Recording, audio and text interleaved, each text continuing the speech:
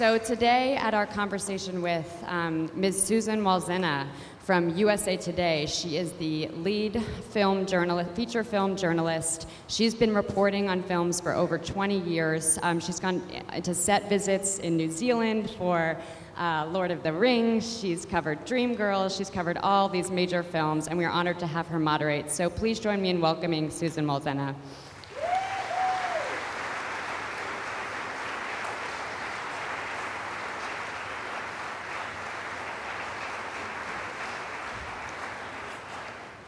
And now the person we've all been waiting for, Academy Award winner, Miss Geena Davis, the Accidental Tourist, 20th anniversary of Thelma and Louise. Please join us in welcoming her here to the stage.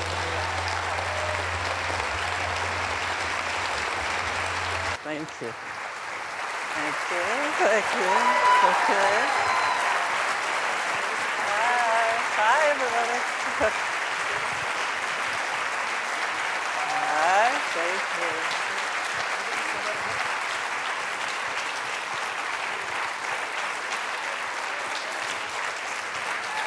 All right, thank you. Hey, thank you. Hi.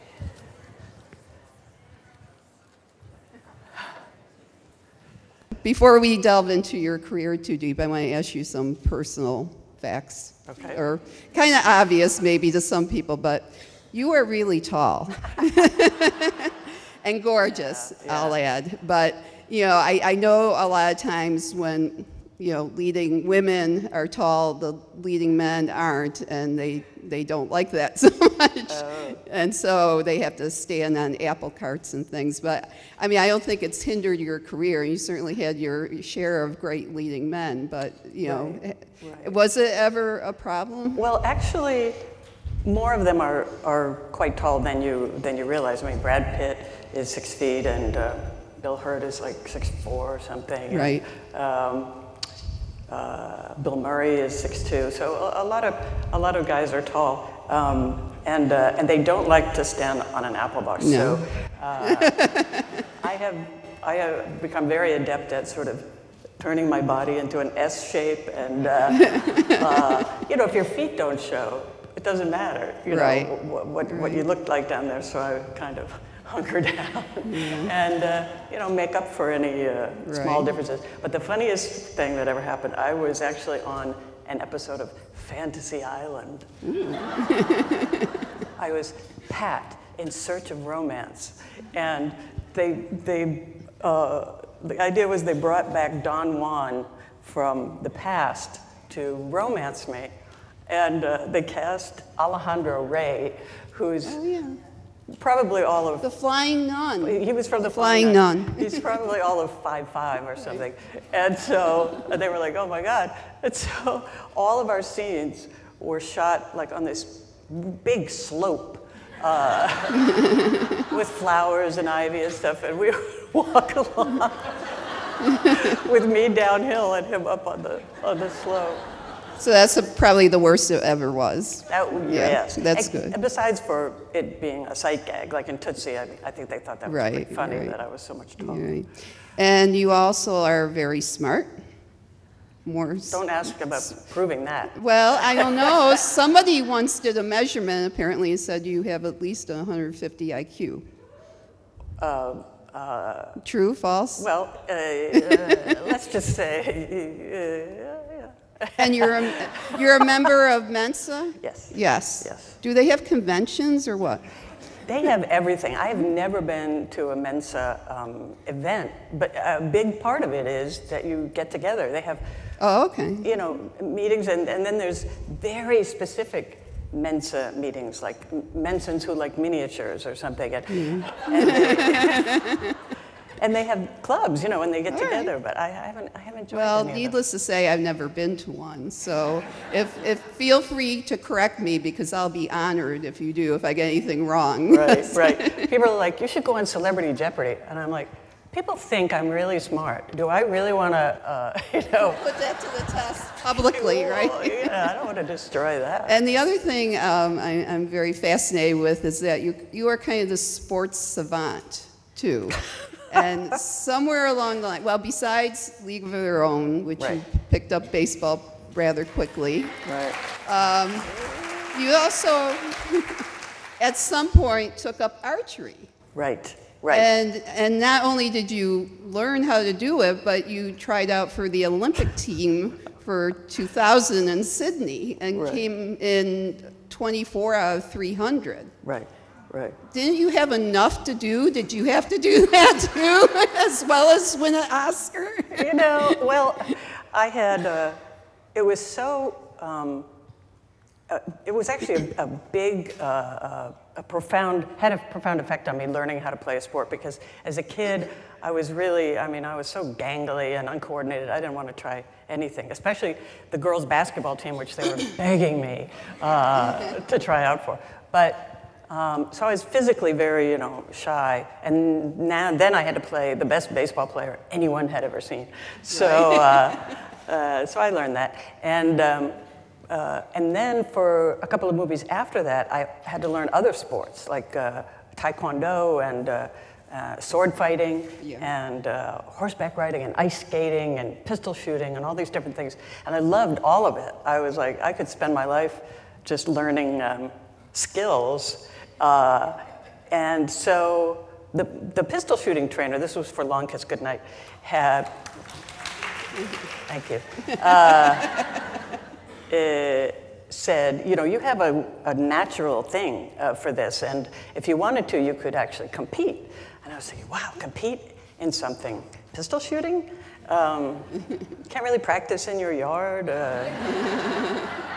So then I was watching the Olympics in '96 on TV in Atlanta, and the men's archery team in the US was doing very well, and they showed a lot of coverage of it, and I was thinking, wow, archery is very beautiful, and it's kind of shooting, it's kind of a weapon. So I wonder if I would be good at that. So I asked my assistant to find a coach, and she called up the mother of the kid that won the gold medal. Really? But anyway, I got a great coach, and I became obsessed. Yeah. And that was at 41. Yeah. And then when I was 43, it was the trials. Yeah.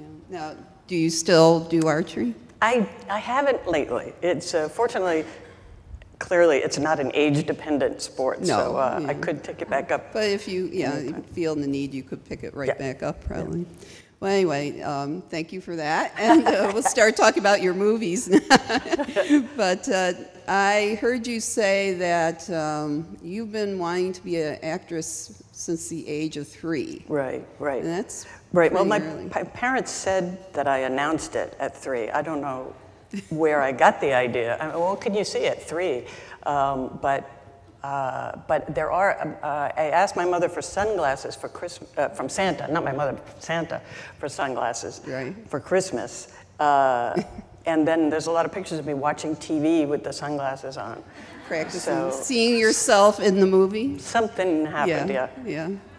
But what also kind of tickled me is at the time there were a lot of Westerns when you were growing up on TV, and instead of, I wanted to be Annie Oakley, but you chose the guys, and you were watching Bonanza and Rifleman, and you saw yourself as one of the guys in the cast. Yeah. And you would act it out. Right. My best friend and I, our favorite thing to play after school was the Rifleman. And I would be Lucas McCain, and she would be my son, Mark. And we played this a lot and for a long time. And what's striking to me is that we never noticed that there weren't female characters that we wanted to pretend to be. It didn't even occur to us. We thought they were cool, and so. Yeah. But did you also watch movies or TV shows? There weren't that many women, really strong characters. I think you made mention of Bewitched and I Dream of Jeannie. And really, they're not practical, kind of models to follow. Yeah. But did you ever, a certain movie catch your eye when you were young too, and you said, oh, I love this actress, I would love to do that?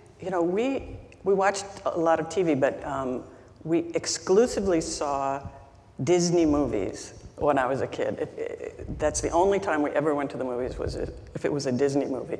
And, how often did they come out? So I was very underexposed to movies. But I'm thinking maybe Gilligan's Island, you know? Oh, well, again, and there's an issue there in variety of women. Right. But then you did earn your Bachelor of Fine Arts from Boston University, and with the hopes, I assume, of continuing to pursue acting. But you took a detour into modeling. Right. And not just modeling, but you posed as a mannequin for Ann Taylor in the window. Right. And did that help with acting? I'm nothing if not inventive. I graduated from school, and at the time, they gave you no indication of how you were now supposed to translate this into a career. And a bunch of my friends were going to New York, so I went with them. I knew I wanted to be in movies, but I was too dumb to realize I should go to LA.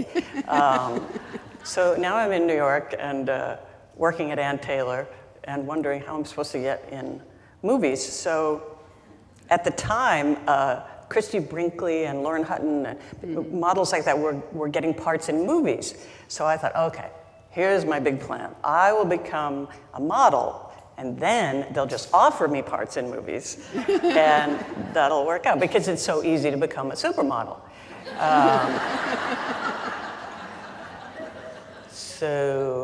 And that didn't work out. But I did. I was able to support myself modeling, and I had a cover I was very proud of, New Jersey Monthly. My face didn't show, there was a big hat thing, but nevertheless. But modeling did work to your advantage, Right. if what I've read is true, because your first film role is Tootsie in 1982. Right. And Sidney Pollack, I don't know why he was reading Victoria's Secret catalog, I can guess, but he spied you in there. Well, here's how it went. The character was going to be in her underwear a lot. And so, Well, yes, I was going to bring that up too. Right. So they got the idea, well, maybe we can find a model who can act. And they called my model agency, and I went for the audition.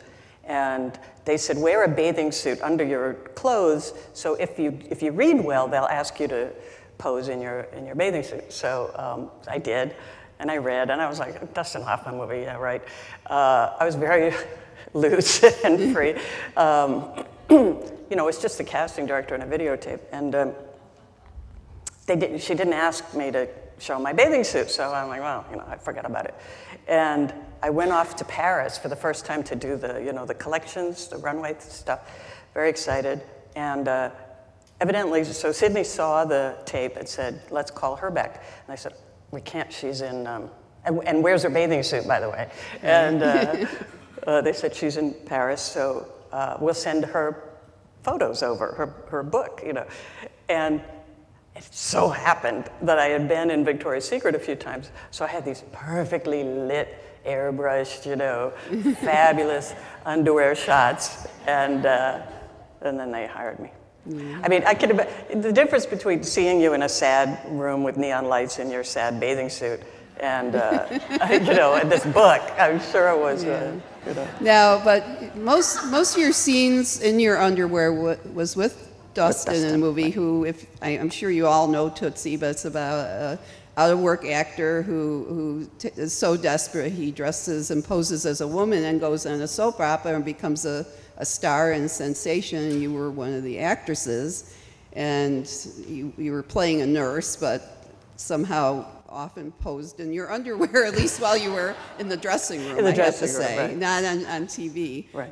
And there was the most bizarre image of Dustin trying not to look at you because he's supposed to be a woman, and obviously you're gorgeous and beautiful, and there were many awkward scenes like that. So, I mean, it must have been fun doing that, even though, I don't know, I would be a little uncomfortable in my first movie not wearing more than that. Well, yeah, I mean, it was weird. The first time I met Sidney Pollack was the first day we were going to shoot, and I'm in my underwear, hi. But, I'd sort of done a little kind of stuff like that in modeling, and Dustin was so great, and, well, this sounds self-serving to tell, but anyway, at one point we're shooting, and And Dustin is kind of improvising, and I'm kind of going with it. And Sydney says, "Come here for a second. Why aren't you nervous?" I don't know, should I be? He says, "You know, Sidney Pollack, Dustin Hoffman, your first day of work on a major motion picture," and you're like, "Well," but I had a great. I mean, what an introduction to the film business. If you had to pick a first film, that was a great one. It really was. And I recently watched it again, and it holds up. It's still hilarious. But it is a little bizarre to think that a guy dressed as a woman is becoming a role model for women in America, and even his co-workers. But I think it's so well done, you don't question the logic behind that. Right. And plus, he also gets his own lesson in how to treat women, because he didn't start off so well either. So. Exactly. Now, you did other things after that. You did Fletch, which I've never seen, so I don't know why your character's called Larry.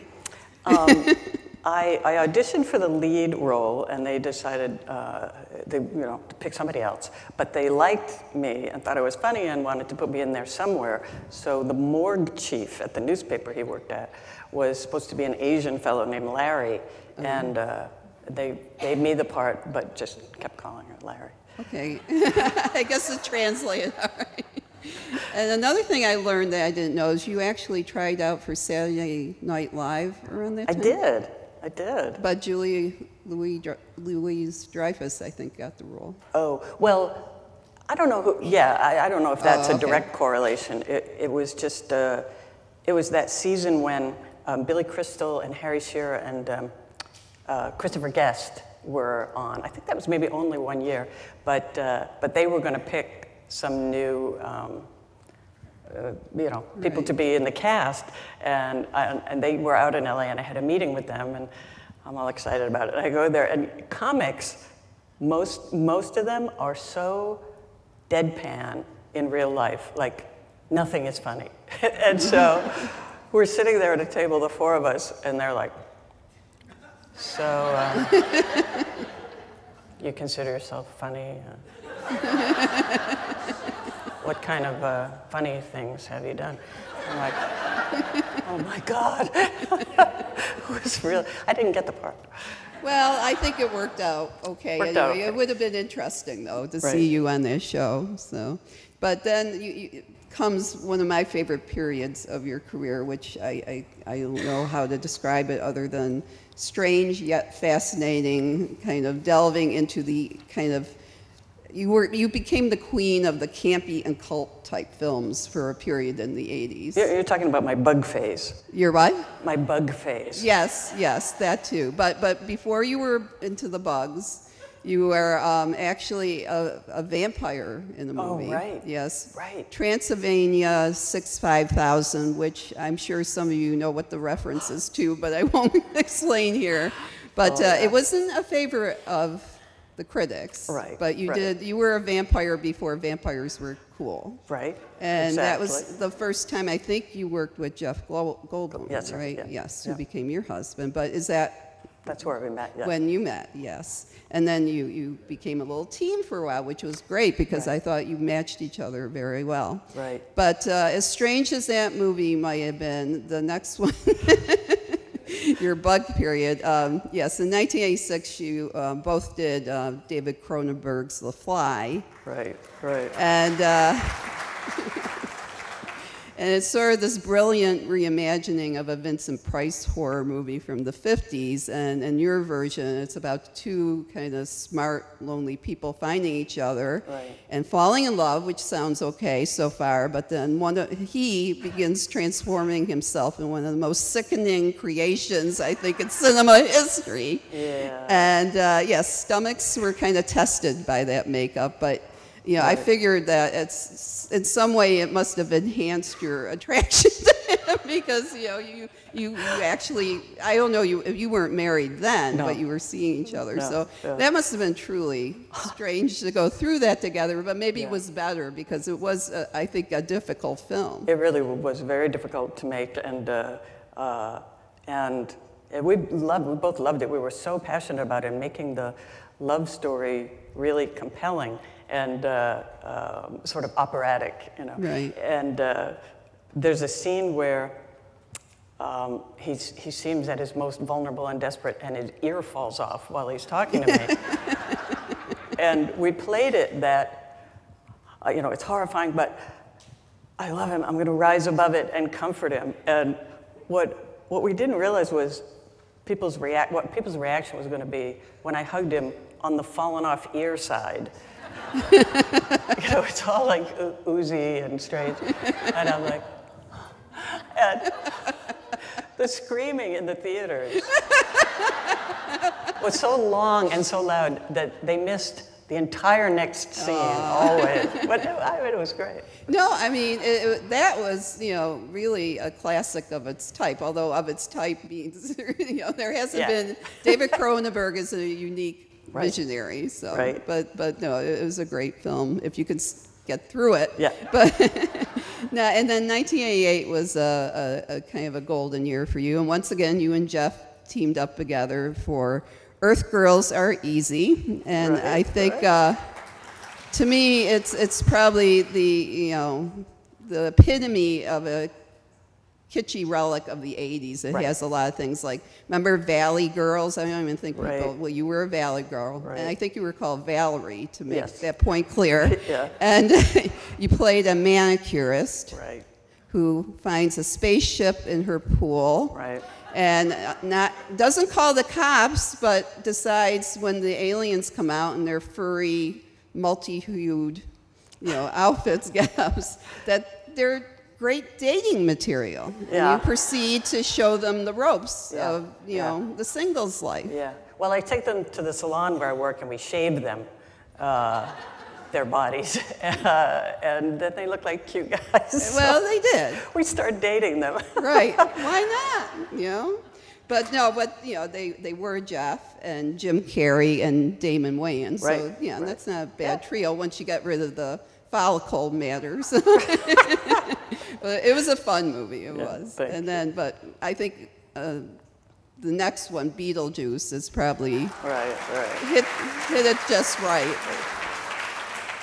And you and Alec Baldwin, before he was Alec Baldwin now, were a married ghostly couple. I was Geena Davis before I was Geena Davis. Well, you were a little ahead of him, I think, on this curve. But you were this married couple, deeply in love. You had a bad accident. You both die, and you don't go anywhere. You're ghosts, and you're in your house for whatever reason. There are rules in this movie, like all supernatural movies. But unfortunately, this obnoxious yuppie couple move in. And they incense you, so you have to call upon Michael Keaton's Beetlejuice. And then insanity ensues. But no, it had this whole goth sensibility that was unusual at the time. And it just looked like you were in this theme park of Tim Burton's mind. And I would assume it was fun to do all this. Yeah, it was really fun. I loved the script, and got a meeting with Tim and was saying, I get it. I get this movie. I really do. And I learned later, he said, he was thinking, I don't get it myself. So it's good to know he feels that way too. I might as well bring her on. Maybe she can help me figure it out. Again, you're smart. See that? Smarter than Tim Burton, probably. Right. But he gave great advice that our characters wouldn't be freaked out by all this stuff happening, but we'd have a reaction, but it'd be more like if you were on a subway and somebody kind of smelly sat next to you, that you'd be like, So all these crazy things happened to us, and we were more like, But no, that's a classic. I don't think there's ever been a movie like that again. Right. But then you followed that. I guess the only way to follow that is to play Muriel Pritchett, kind of an offbeat, I guess, dog whisperer, although you kind of did a clicking thing. So you're the dog clicker or something in The Accidental Tourist. And that ended well because you did win a supporting Oscar, but it's been a while. But? What? No, it's been a while because I read the word surprising that you won. That it was, I don't know. I mean, I looked up that year. Your competition was Sigourney Weaver and Joan Cusack in Working Girl, and that was a great movie. And Michelle Pfeiffer was in Dangerous Liaisons, and Frances McDormand was in Mississippi Burning. Right. And then you come along and you go, I'm taking it, babes. Well, but I mean, did it surprise you? Do you remember how you felt? Were you expecting to win, or was somebody else considered the favorite? No, I wasn't expecting to win at all. But I was very excited, and crazy things happen or whatever. And I woke up that morning with hives. I was so nervous about what to do and how I was going to look, and it's the most ridiculous day because you start putting on makeup at like 9 in the morning, and you're dressed in your gown by noon. It's really crazy. So before we left, I had a plate of spaghetti, and I had big napkins all over, and I'm eating the spaghetti, watching TV, and it was Oprah, I think, and she had Siskel and Ebert and some other reviewers on there. They just as I put it on, they were going down the line talking about me. What were my odds? And I'm like, eating spaghetti. And one of them says, Siskel says, well, I think her part was too big to be in this category, so she's definitely not going to win. Huh? And the next one said, well, I think she's too pretty to play the part. That part is supposed to be a really character actor, and she was too pretty, so I don't think it worked. And the next one said, too pretty? She's ugly. She's got these big eyes and everything. And I'm like, oh. And so they all finish up, and Oprah says, so basically no chance. And they're like, no chance at all. So I'm like, oh, well, okay.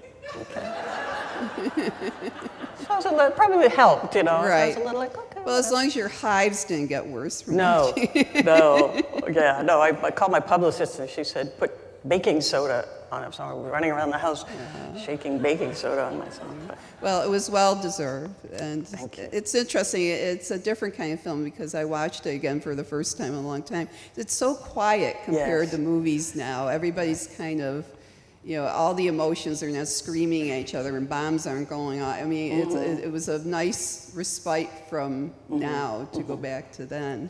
But I love that little dog you work with, Corgi named Edward, and I just wondered, who did you enjoy working with more, William Hurt or Edward?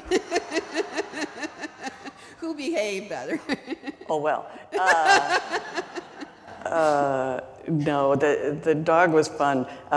You probably know they use more than one dog. Like if you have kids, usually they cast twins, so there's more than one of them. Right. And if there's an animal, there can be any number of them. They had quite a few. And because the problem was they learn very fast. They're really smart dogs. So just 1 or 2 takes, and they would have learned what I'm teaching them. So then they won't not do it anymore. So you had to, throw them away. Give me the next one. Now, could you be a professional dog trainer now too? Like, I don't think there's an Olympic team, but for you to try out. If there was an Olympics in dog training, I could try out. Okay. Westminster. And this is a movie probably no one, maybe you have. Anybody see Quick Change? Okay. Me too. It's well worth looking up. It's the only movie Bill Murray he co-directed. Co-directed, right. But it's very quirky and fun. It just, kind of snuck out in there. But it was about bank robbers who get away with it, and they do very well, except they can't make their getaway because they're in New York, and everything conspires against them. Yeah, we just can't get out of New York. Right. And it is well worth looking up. But I have to race ahead to the film, I think. I think the film that should have won you a second Oscar, which was Thelma and Louise in 1991. And I think probably everybody's seen this film, and if they haven't, shame on you. But, you know, Vanity Fair, if you get a copy, did this lovely retrospective in their Hollywood issue, and you find out a lot of fun facts of what went into making that. And what struck me is you were in there pretty early on, right? And you stuck with this. You had to go help kind of protect it in a way to make sure it was what it became, I think, a little bit. Well, are you talking about once I was on board, or right? Right. Because no, it seemed like every actress in Hollywood wanted to be in this movie. Well, yeah, and some of them were at first. When I was making Quick Change when I heard about it, and got the script, and oh my God, I got in touch with my agent, you know, and he found out that they'd already cast it. And Ridley, at that point, was only going to produce it, and they had a director attached. Oh, my God. Oh, I can't believe it, because this is the best script I ever read. And then, but my agent kept calling to make sure, you know, check up and make sure every week he'd call. And suddenly, that all fell apart. Those actresses were out, the director was out, and they've hired a new director. Oh, can Geena meet with that director? No, he's already chosen two people. Oh, my God. So we followed that and followed that. And this happened like 3 times.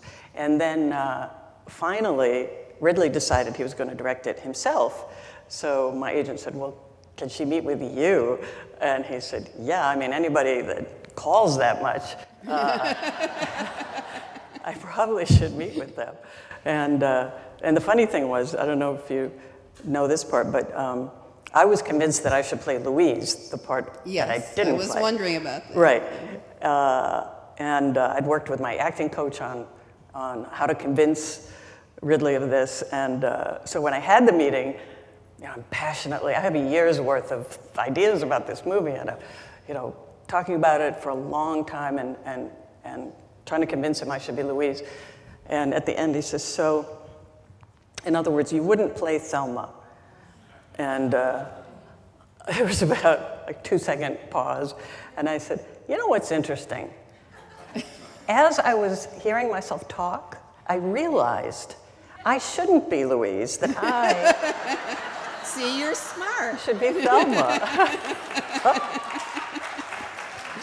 Well, we're glad you did, because really, I think it's hard to imagine you not being that character. The way that it's hard to not imagine Susan Sarandon not doing it. Right. But, and also, I think it's the better part, because I think even though it's a wonderful role, Louise, you really get the whole schmear of, you know, a character arc that you rarely see for a woman, and you go from the submissive housewife to, you know, enemy number 1 on the road, you know, committing all these crimes, you know? Yeah. And the change in you, just your facial expressions, every ounce of that performance is just, you know, to die for, to watch you go through this. So.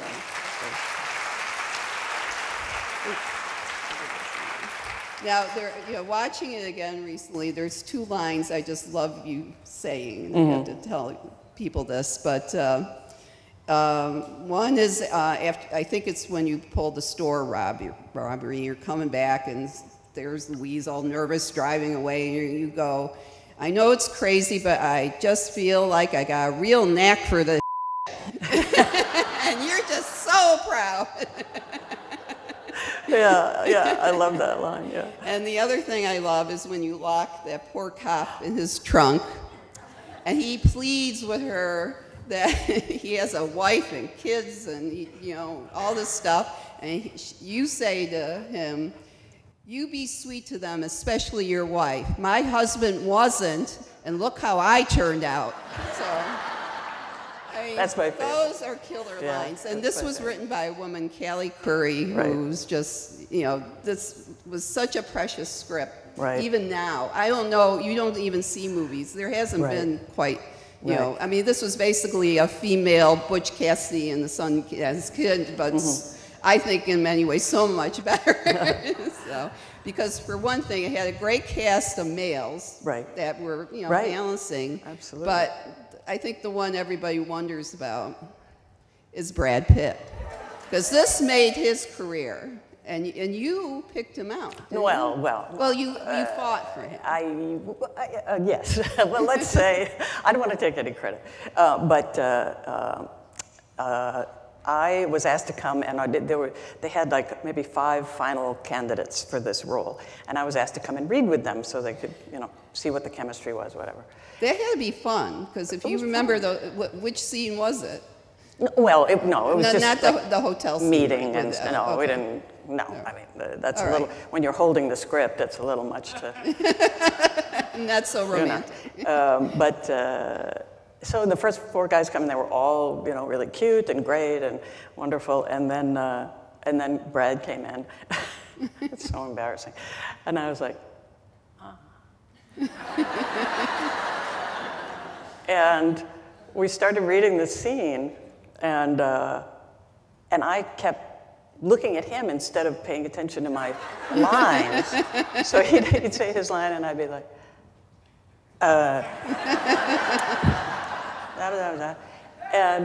And in the middle of it, I'm like, I'm ruining this kid's audition because I suck. This is horrible. And I said, I'm so sorry, I'm screwing this up. And he's like, it's all right, it's all good.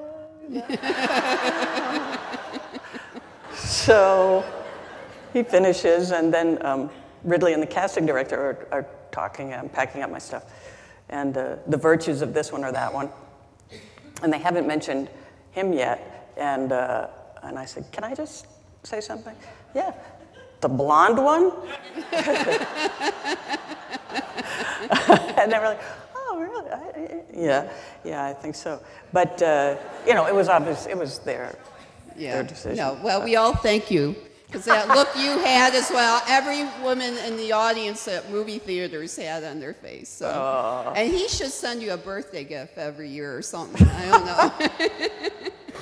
But no, those were great scenes. And but you and Susan were both Oscar nominated for Best Actress. Right. But then that darn Jodie Foster had to be so damn good in Silence of the Lambs that neither one, unfortunately, won. But still in a way, it's better because if one of us had won, we'd already planned to bring the other one up if one of us won. So. Yeah, no, it's hard when they do pick 2 women or 2 actors from the same movie. So, and now you followed that right up with another terrific film in 1992, which I mentioned before, A League of Their Own. And I think, watching that again, just like Axtell Taurus, I think allowed you to be more dramatic because you were often the kooky, daffy, cute, tall person, fun person, but you had more drama in that. And I think this was a very quiet role for you in many ways because everybody else was, on the team. If you don't remember, it's about during World War II how they wanted to keep baseball going even though the men were at war, so they had women be professional baseball players. Right. And they actually did that. So. Right.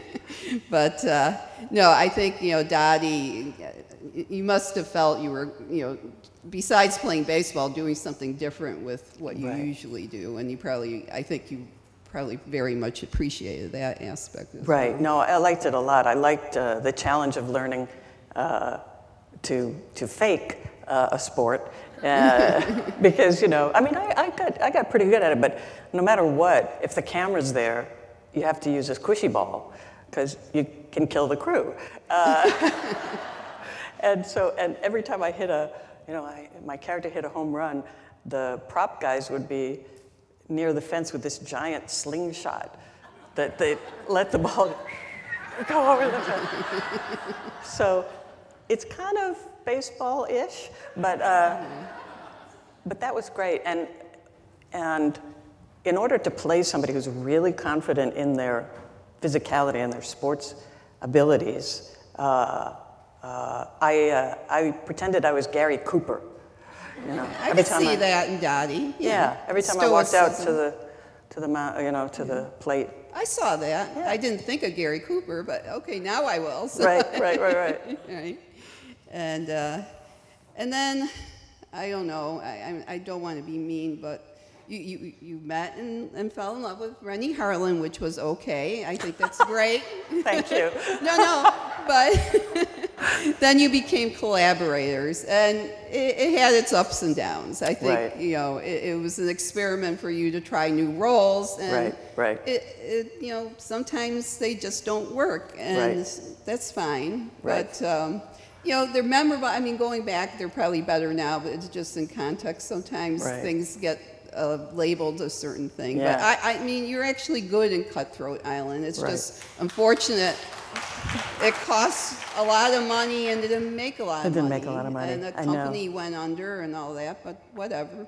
Whatever. but you got into producing too, which was a good thing. So with him. But also, I wanted to say about that, you know, I had played now, you know, some incredible parts and some strong women, you know, a road warrior and the best baseball player anybody ever saw, and this was an opportunity to be a pirate captain. And so you can imagine from my perspective, you know, it was like... I mean, it sounds like a heck of a lot of fun. It just wasn't Pirates of the Caribbean, unfortunately, and you were Johnny Depp.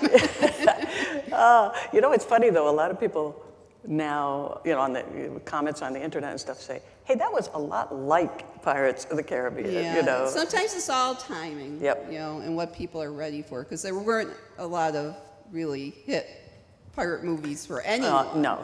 So, I mean, Captain Blood, and then that's about where it ends. Right. And so we're running out of time, so I'm going to be whisking a bit, because I do want to get to your institute a little bit. Okay.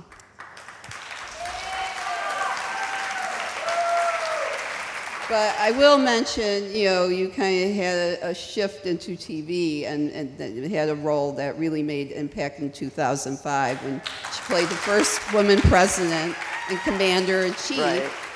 And, you know, why didn't it stay on the air? I mean, it seems like people liked it. I don't know what the ratings were, but, you know, sometimes they let them cook a while and sometimes they just pull the plug. You know, it was a very unfortunate circumstance.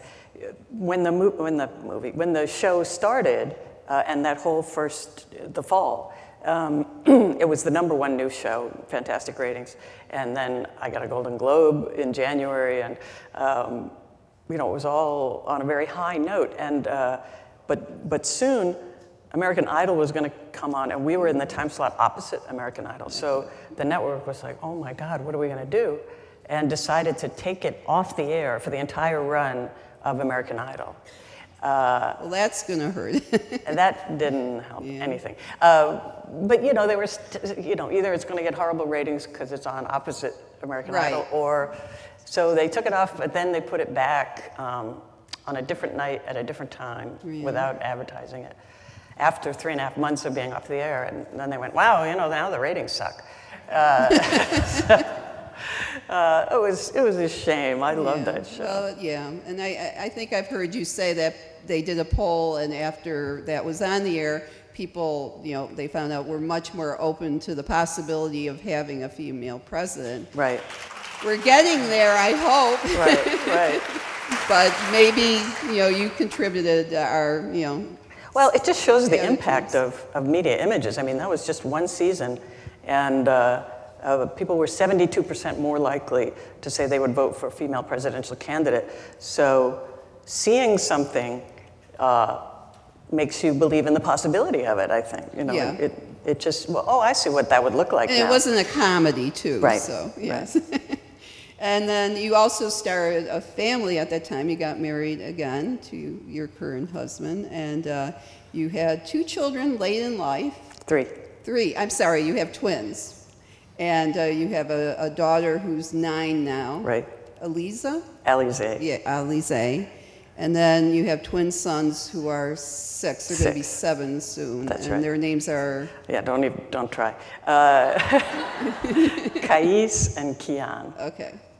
And, but when you had your daughter and she was 2, in 2004, you were watching TV. Do you even remember what you were watching? Well, it was just a general sense that I had. Flicking through the channels. It didn't happen in one moment, but as we started watching, things with her, preschool shows, but more, G-rated movies and G-rated videos, I started to notice how few female characters there were. I mean, I had a very heightened sensitivity to female roles in film from being in the industry and playing some parts that resonated with women. So I immediately noticed this bizarre gender gap in what we're showing little kids. And I started asking my friends about it. Did you notice there was only one female character in that entire movie besides the mother who gets killed in the first 5 minutes?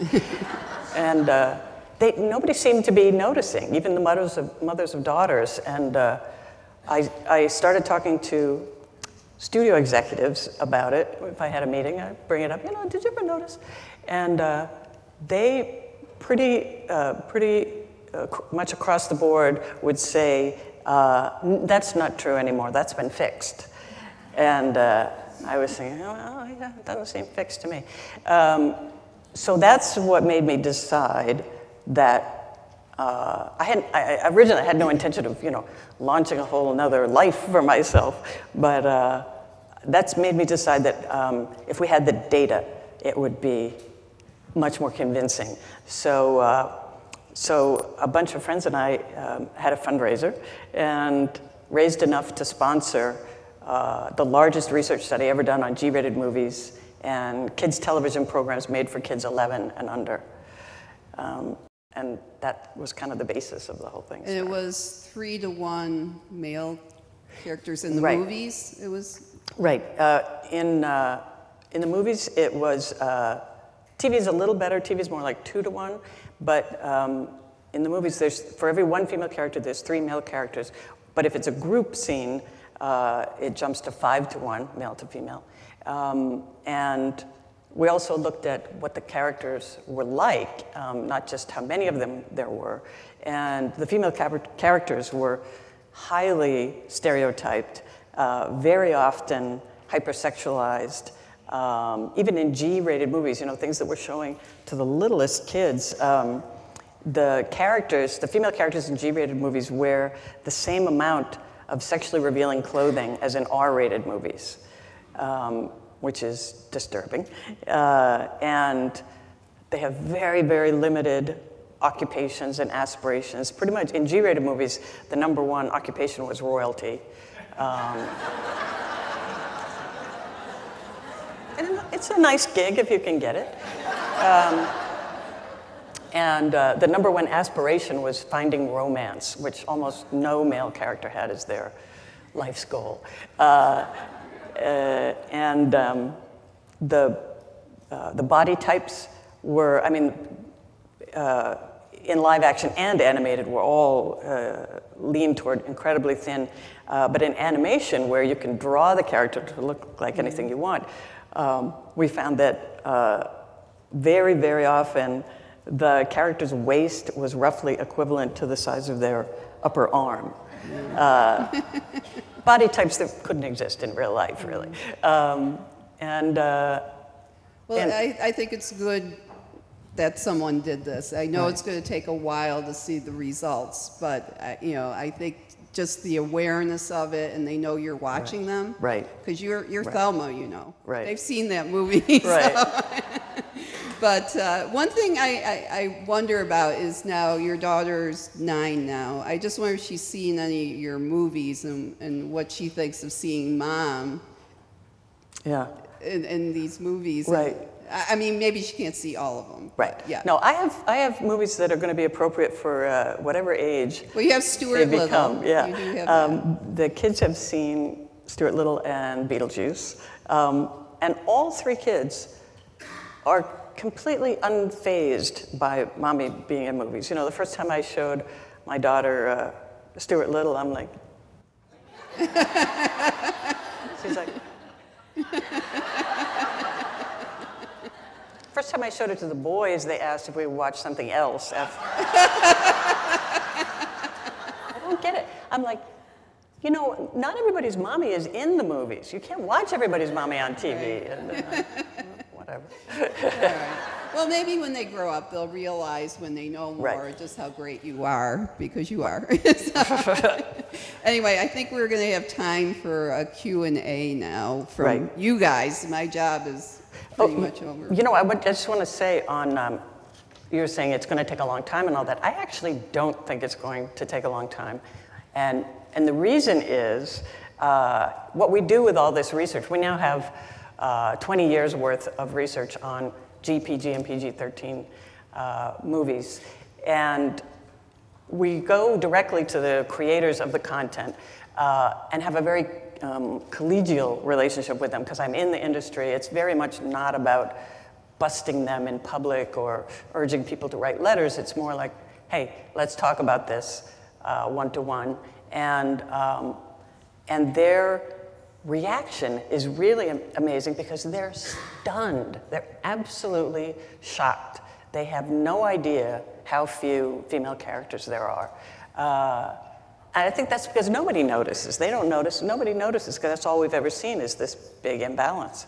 And we have so much anecdotal evidence that they want to make a change, are interested in making a change, and think it would be easy to make a change, that we feel confident that when we update our research in 2015, the needle will have moved. So I think we're well on our way. That's good to hear.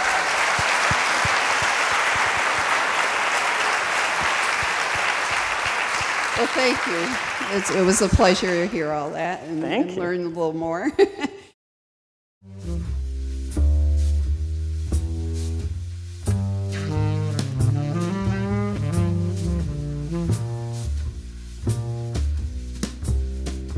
The ending of Thelma and Louise, which we're now going to spoil for anyone who hasn't seen it, it's a very dramatic ending where they're at the end of the road and cops are behind them and they drive off the cliff, and it's up in the air what happens, but I think it's sort of clear. We don't actually see the demise, so. It may cut while we're up in the air, but, well, here's the thing. Ridley and the writer were very keen and insistent that that was going to be the ending, and when Susan and I came on, we were absolutely 100% behind the ending. And the reason is that it's a metaphor. We go on this journey where we learn to take control of our fate, and we keep making horrible mistakes that make what happens to us in the future, look more and more grim. But we take total control of our lives, and at the last moment, when we're at the height of our power and freedom, although at the depth of our troubles, we have the choice to turn our fate back over to other people or keep going and retain our freedom. So that's really what it is. I think if you look at it as a metaphor for staying free, it will work. This man in red here, you. You're a fantastic comedic actress to be able to go toe-to-toe with Bill Murray and Michael Keaton, which, by the way, everybody needs to rent Quick Change. It's a great, great comedy. Do you have a preference between drama or comedy or like action, like Long Kiss Goodnight? I mean, do you like one type of role over the other, or do you just like the variety? I like a variety so much, and I'm so lucky that I haven't been typecast, really. I've been in so many different genres, and I love that. Horror and sci-fi and period, and it's utterly whimsical what's going to come through the mail slot, and I just wait till something comes along that I think is really unique and fascinating, and fortunately, it's been in many different genres. I like them all.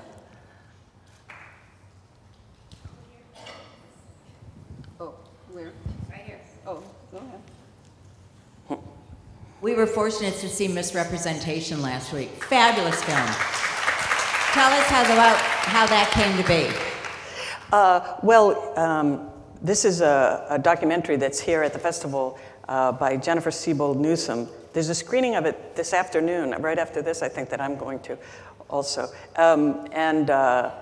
It's a fantastic, fantastic film that looks at the depictions of women in the media, covering all aspects of the media, movies and television, and how even female newscasters are portrayed, and it's absolutely fascinating. I'm just I'm one of the people that gets interviewed, but there's incredible women interviewed talking about it, and it keeps putting up these statistics on the screen that are absolutely mind-blowing about the percentage of women doing this or that, and it's really, really well worth seeing. At the screening that I first saw it at, people were crying at the end because of your feelings of like, oh my God, this has to change. This is not good. This is really, the entire institution of the media is really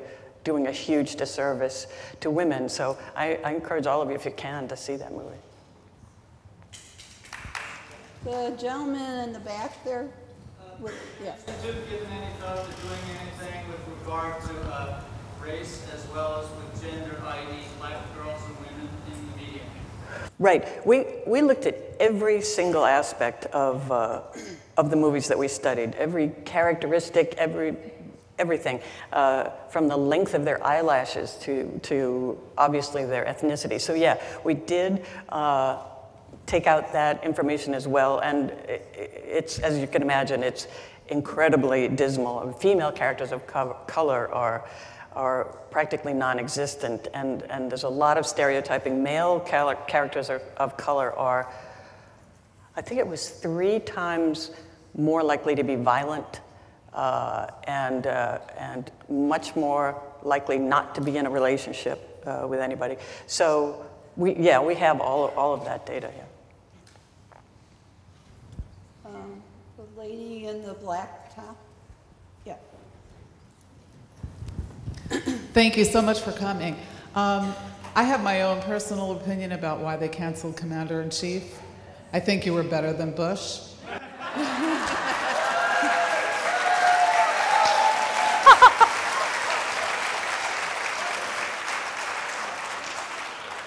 Would you ever consider running? Look, all I could say is, if you feel like writing me in, what's it gonna hurt?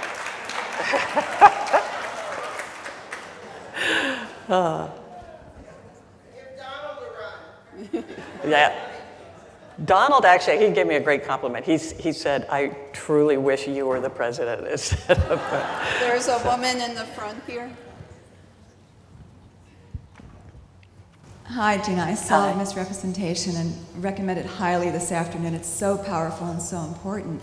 My question is there going to be any kind of a unification of the political effort to get these changes accomplished, whether it's aligning with groups like Emily's List or Women of Wisdom or Porn Widows or any of these kind of organizations, so that we can really make a political impact that counts?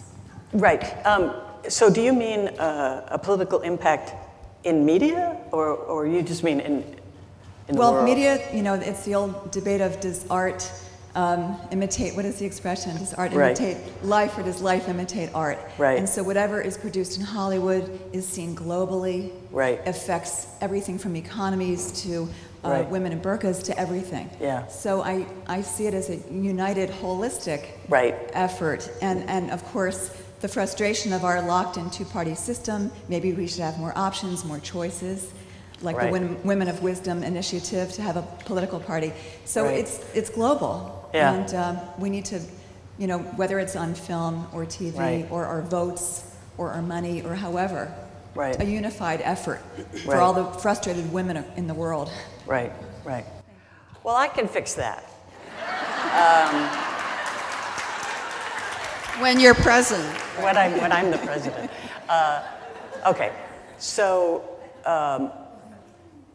you're absolutely right about all of that. And one thing that we know is that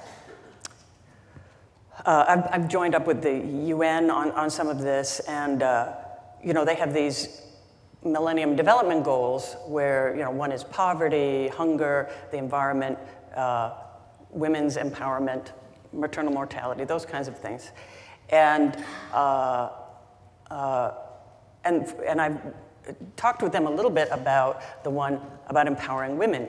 And what I have tried to add to the conversation is the idea that we really need to address the media and the cultural messages that women are getting around the world.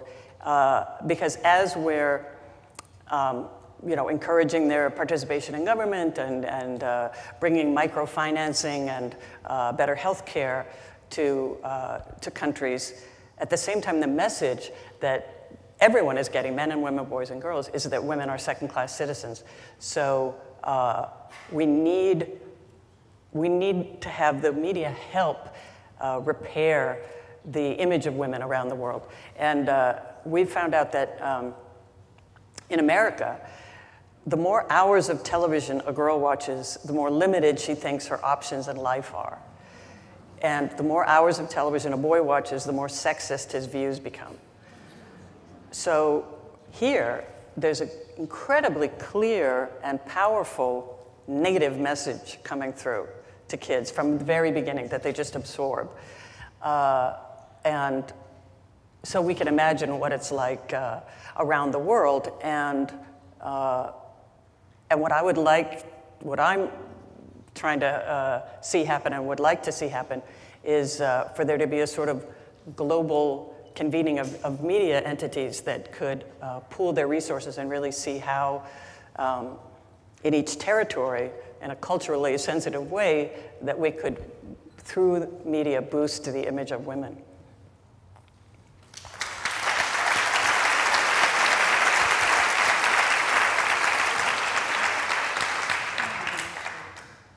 Okay.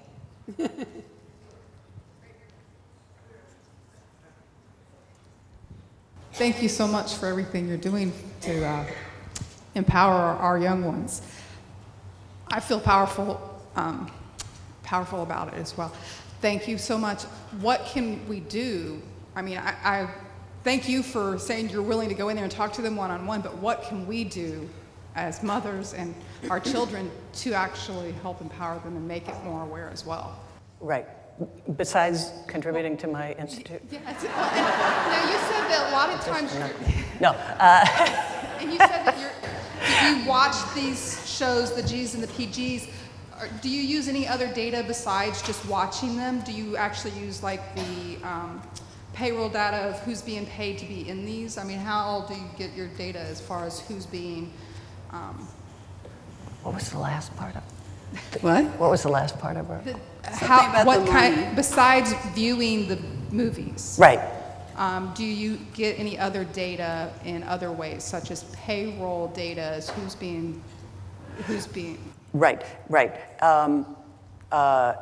Yes, we're doing all kinds of research. We just did a qualitative research rather than quantitative, where we asked the top creators of the most popular films from 2006 to 2009, we interviewed them to find out what their feelings and impressions were about the lack of women in movies and the poor representation of women in movies. And it was fascinating because we found out that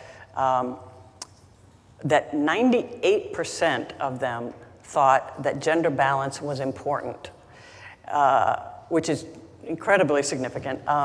We asked them, would it be difficult to achieve gender parity in general, in aggregate, in your movies?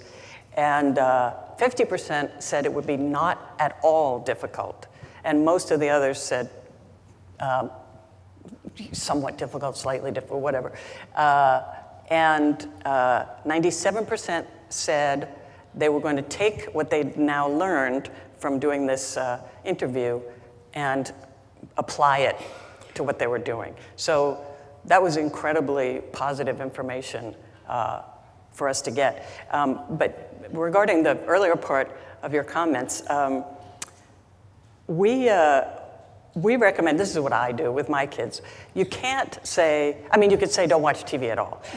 You couldn't choose to only view gender balanced movies because there aren't that many. Only 7% of movies are gender balanced.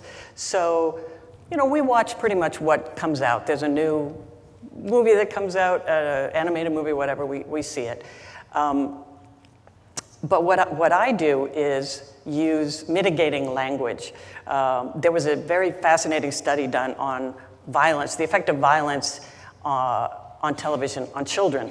And they had one group that didn't watch violence, one group that watched violence, and one group that watched violence, but with someone there using mitigating language. In other words, explaining that the violence was wrong, or you know, trying to take away the effect. And they found that it utterly took away the effect. They had the same, they were in the same place as the kids who saw no violence at the end of the experiment. So we extrapolate that to apply to poor gender representations as well. So with my kids, for example, I'm always, there's a running commentary going on about, isn't that a funny thing to wear if you're going to be rescuing somebody and or running? Hey, how come there aren't more? How come half of this group is not girls and things like that? And now it's to the point where I'll be next to my 9-year-old and I say, "Hey, did you?" She's yeah, not enough girls. Yeah. That's it.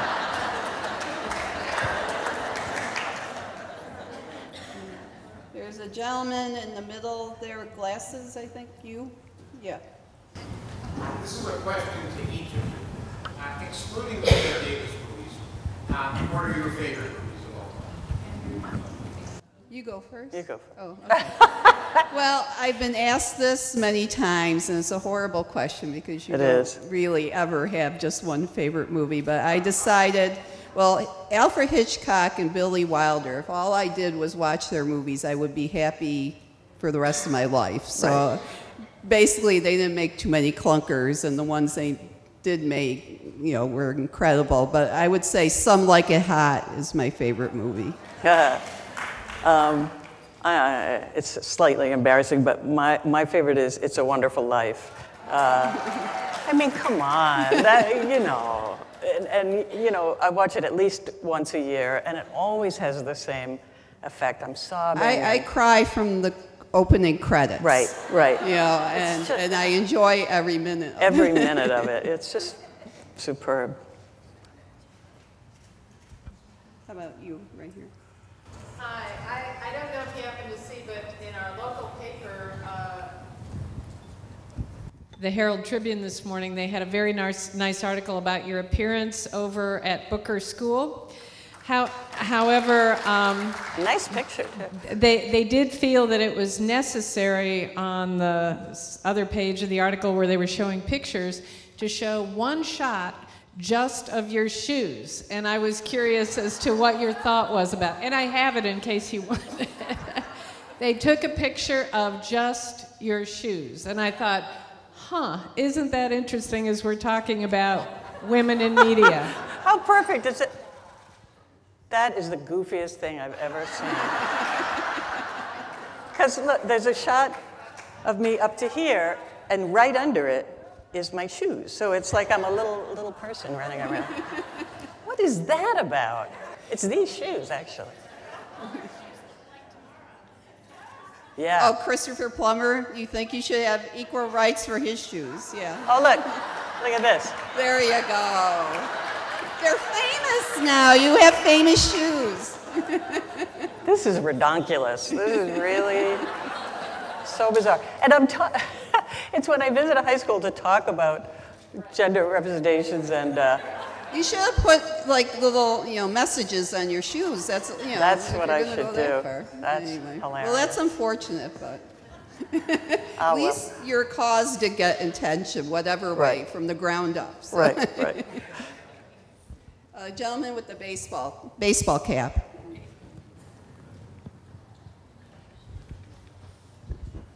I wonder if your institute is considering the converse problem of the overt one you're going after, which is that men are shown, as buffoons in most of today's comedies. And I'd actually like to get you some research or something I'm involved in, which shows that the #1 problem today in society, and this is causality, not just correlation, is fatherlessness.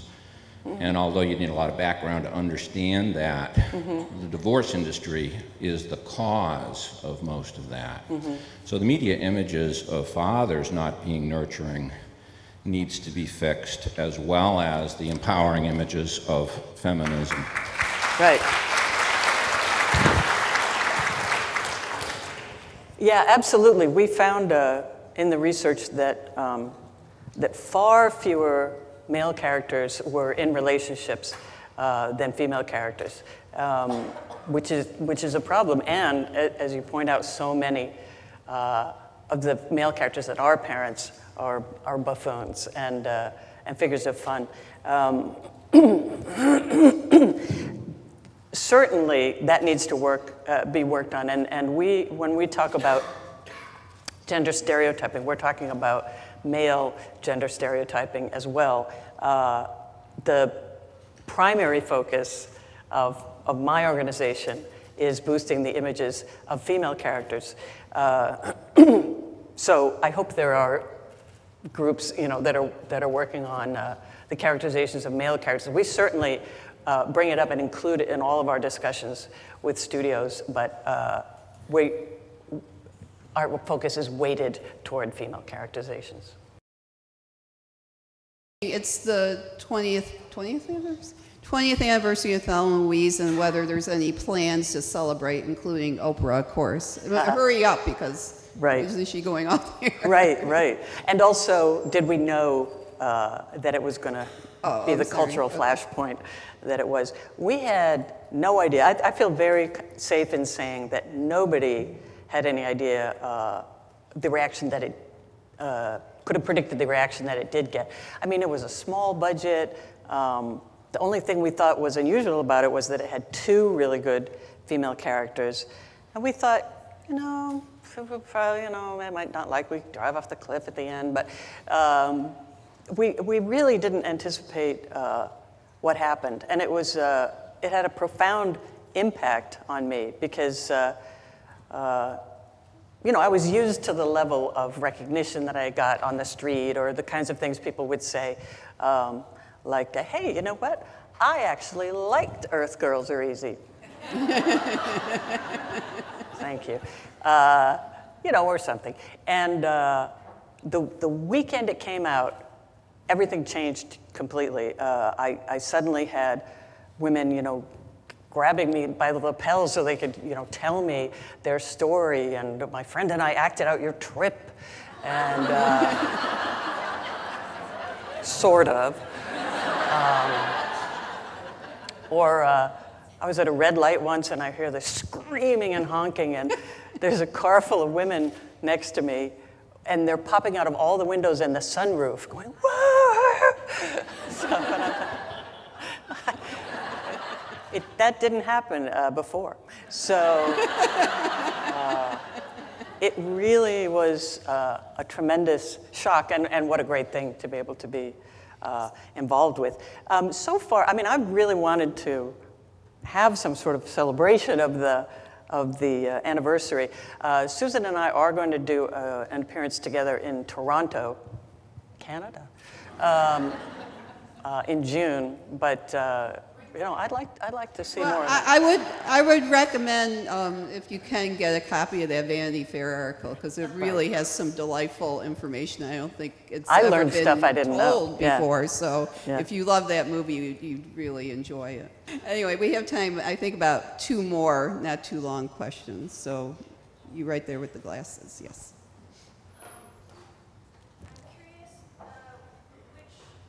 Yeah, I'm curious if you have worked with female directors and how you feel about it, and do you feel that female directors' voice and direction, the overall, because the overseer of the film, do you feel there's a difference? Right. You've had 2? 2. Yes. Right. I had Penny Marshall directed A League of Their Own, and Martha Coolidge directed Angie, which we didn't talk about. And I would say there is not a difference that I could perceive in the way that they worked, in the way that they handled the set or the actors. There's much more of a difference between individual directors, have different styles, but I couldn't attribute anything to their being female. And, one could argue, well, a woman would direct a story concerning women better, but I think Ridley Scott did a genius job. So just like Catherine Bigelow did a genius job with The Hurt Locker, I think there's really no distinction that needs to be made. However, you left her with the mic. However, then, how would you qualitate the necessity for more female directors, given that there are so few? Yes. Okay. Well, good follow-up. We did some fascinating research that showed the more women in the top power positions behind the camera, either the director, writer, or producer, the more women showed up on screen. There was a direct correlation. So if we're trying to increase and improve the presence of women on screen, it would behoove us to hire more directors. It's a really intractable problem. I mean, right now, they're at 7% of movies are directed by women. In 2009, it was 2%, but it never really goes up. It always hovers around there. I don't know what the answer is to getting more women directors. And I wish I did, and I know that the Directors Guild wishes they knew, because they fight very hard to get more women hired. But if somebody has a really quick question. All right, yes. Yes. There, that's important, yes. Yeah, what is the name of the institute, and is there a website? Yes, it's called the Geena Davis Institute on Gender in Media. And the program that we have that tries to increase female characters in kids' media is called See Jane, like See Dick, See Jane. And you can get to all of this just at cjane.org. If you forget any of that, just Google my name, and it all comes up. So it's cjane.org. Thank you. Well, thank you all. Thank you, everyone, for showing up, and thank you for being so generous with your time. Thank you. Thank you, everybody. Thank you. Bye. Thank you. Thank you so much. Bye-bye.